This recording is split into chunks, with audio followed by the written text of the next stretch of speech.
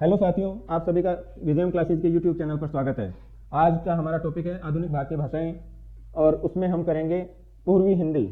ठीक है, लेकिन उससे पहले हम देखेंगे आज का महत्वपूर्ण कोट। साथियों, हार तो वह सबक है जो आपको बेहतर होने का मौका देती है। हार तो वह सबक है जो आपको बेहतर होने का मौका देती है। साथियों, असफलता प्रत्येक व्यक्ति को, प्रत्येक प्रतिभागी को, प्रत्येक विद्यार्थी को और प्रत्येक प्रतियोगिता में शामिल होने वाले उम्मीदवार को यह सीख देती है कि उसने पिछले समय में क्या गलतियां दोहराई थी जिनको वह दूर कर सकता है, उनमें सुधार कर सकता है। तो आपको बेहतर होने का मौका देती है हार। आपको सिखाती है कि हमें क्या गलती नहीं करनी, किस गलती का हमें दोहराव नहीं करना। तो उसके बाद में आपकी सफलता सुनिश्चित होती है। इसलिए हार आवश्यक है। और कुछ लोग होते हैं जो दूसरों की हार या दूसरों की असफलता से ही सीखते हैं, लेकिन वो कुछ ही लोग होते हैं। इसलिए प्रत्येक व्यक्ति के लिए आवश्यक है कि वो अपनी हार से सीखे। ठीक है, अब हम देखेंगे पूर्वी हिंदी। पूर्वी हिंदी की कुछ बोलियां हैं जो मैं बताता हूं। अवधी, ये हम करेंगे। बघेली, इसके बारे में भी हम देखेंगे। और छत्तीसगढ़ी। ठीक है, अब हम सबसे पहले लेंगे अवधी भाषा। अवधी भाषा अवध क्षेत्र में बोली जाने वाली भाषा है। इसकी उत्पत्ति और विकास भी अर्ध अभ्रंश से हुआ है। ठीक है, यह भाषा मैप में बताएंगे कौन से क्षेत्र में बोली जाती है।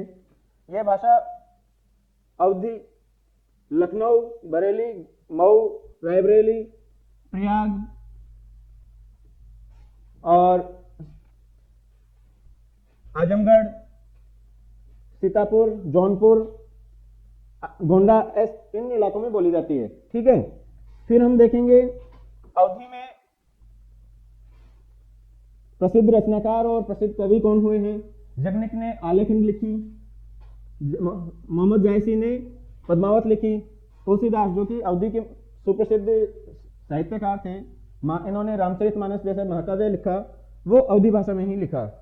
ठीक है, और कुतुबन, मंजन, माधवानंद, रमई काका आदि ने सूफी साहित्य और अन्य अवधी भक्ति साहित्य की भी रचना अवधी भाषा में की। ठीक है, अब हम आगे देखेंगे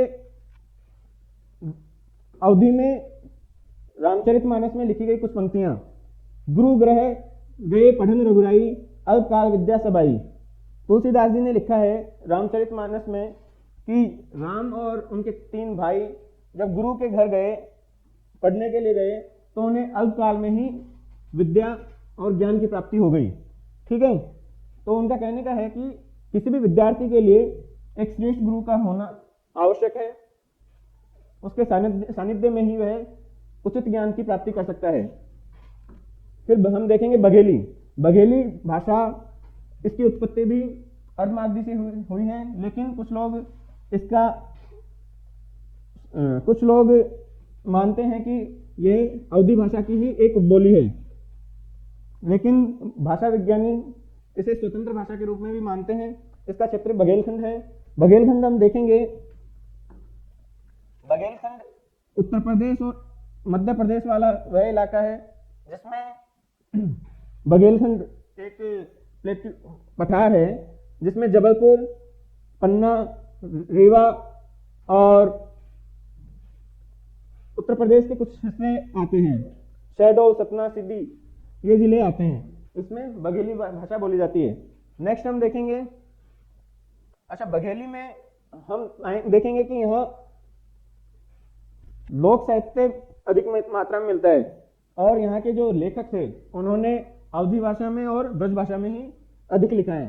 फिर हम देखेंगे छत्तीसगढ़ी छत्तीसगढ़ क्षेत्र में बोली जाने वाली भाषा है। इसका विकास भी अर्धमागधी अभ्रंश से हुआ।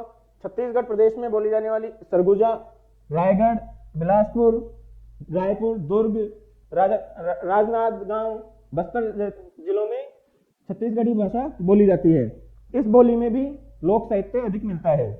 फिर हम देखेंगे बिहारी हिंदी। बिहारी की बोलियां हैं मैथिली,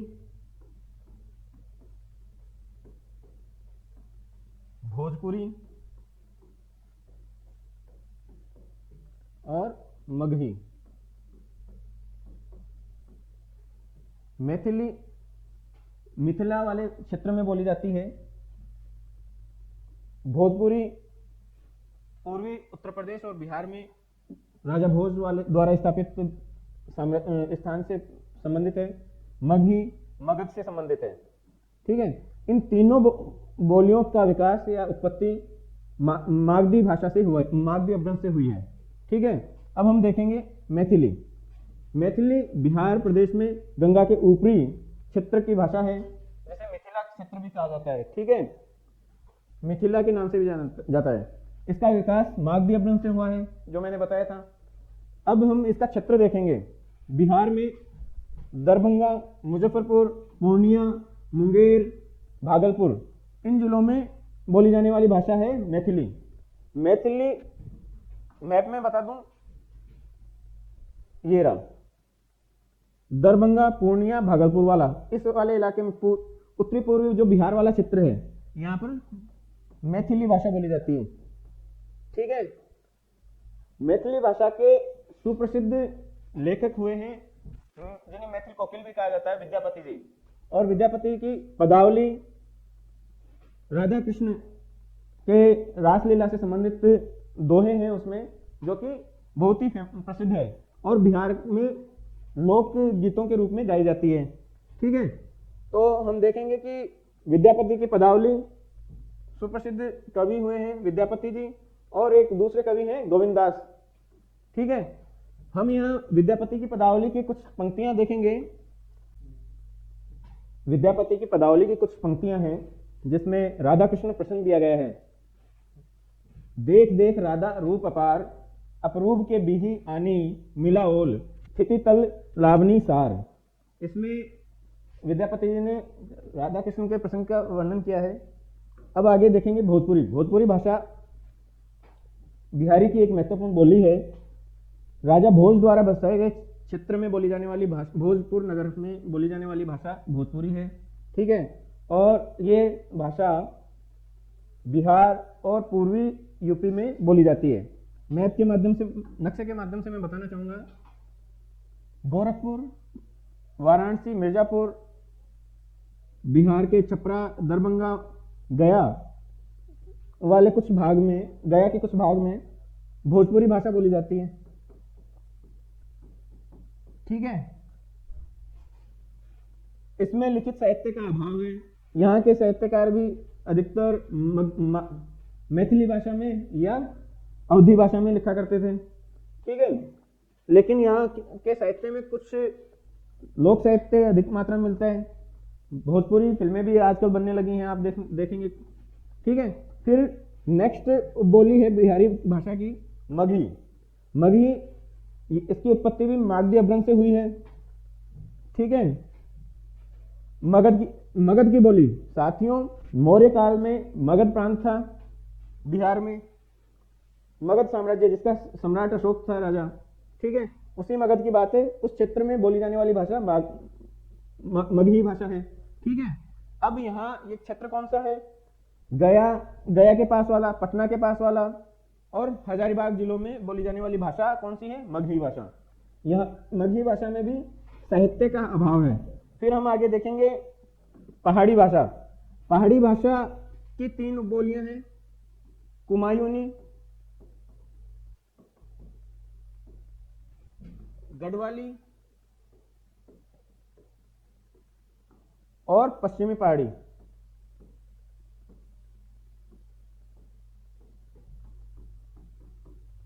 ठीक है, ये 3 बोलियां हैं पहाड़ी भाषा की। सबसे पहले हम देखेंगे गढ़वाली। ठीक है, गढ़वाल क्षेत्र को केदारखंड भी कहा जाता है। ये कहाँ है स्थित? उत्तराखंड में। वर्तमान उत्तराखंड जो राज्य है उसमें गढ़वाल या केदारखंड भी एक स्थान है। वहां पर बोली जाने वाली भाषा कौन सी है? गढ़वाली।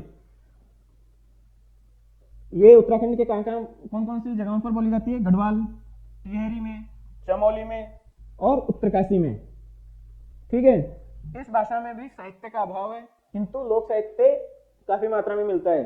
जैसे रमोला उल्लेखनीय है, गढ़वाली भाषा में लिखा गया। नेक्स्ट हम पढ़ेंगे कुमायूनी।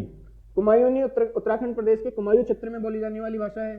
इसको कुमायूं क्षेत्र को कुमांचल भी कहा जाता है, ठीक है। ये उत्तराखंड के अल्मोड़ा, नैनीताल, पिथौरागढ़ आदि जिलों में बोली जाती है, ठीक है। इसमें भरपूर मात्रा में लोक साहित्य मिलता है। इसका 100 वर्षों में गुमानी, पंत, चिंतामणि, शिवदत्त सती जैसे प्रसिद्ध लेखक हुए हैं। जो सुमित्रानंदन पंत थे वो कुमायूं क्षेत्र के थे और उन्होंने खड़ी बोली हिंदी में छायावाद में एक प्रसिद्ध कवि हुए, प्रसिद्ध स्थान प्राप्त किया था। कुमायूं के छायावादी साहित्य के महत्वपूर्ण स्तंभ थे, ठीक है। फिर हम पढ़ेंगे पश्चिमी पहाड़ी। पश्चिमी पहाड़ी की बोलियां कई बोलियों का समूह है। ये हिमाचल प्रदेश का क्षेत्र में बोली जाने वाली पहाड़ी भाषाएं हैं, जिनमें कौन कौन सी? भद्रवाह, चंबा मंडी, शिमला, चक्राता, लाहौल स्पीति, कुल्लू मनाली क्षेत्र में बोली जाती हैं। ये अपने आप में क्षेत्रीय बोलियां भी हैं, ठीक है। इनकी बोलियां कौन सी हैं? जौनसारी, सिरमौरी, बघाटी, चम्मेवाली, क्योंथली आदि इनकी बोलियां हैं। इनके अतिरिक्त सतलज वर्ग की बोलियां भी हैं, मंडी वर्ग की बोलियां हैं, कुल्लू वर्ग की बोलियां हैं, ठीक है। फिर हम देखेंगे भद्रवाह वर्ग की बोलियां भी इनमें सम्मिलित हैं पश्चिमी पहाड़ी बोलियों में, ठीक है। इनकी लिपि पहले टाकरी थी, परंतु अब देवनागरी लिपि में ही ये बोलियां लिखी भी जाती हैं। इनमें लोक साहित्य बहुत मात्रा में मिलता है, ठीक है। फिर हम नेक्स्ट देखेंगे, हाँ साथियों, यहाँ हमारी पूर्वी हिंदी, बिहारी और पश्चिमी और पहाड़ी भाषाएं पूरी होती हैं। अब आगे की क्लास में हम पढ़ेंगे राजस्थानी भाषा की उपबोलियां, जिनको हम राजस्थान के मानचित्र के माध्यम से समझेंगे कि कहाँ कहाँ कौन सी उपबोली बोली जाती है, ठीक है।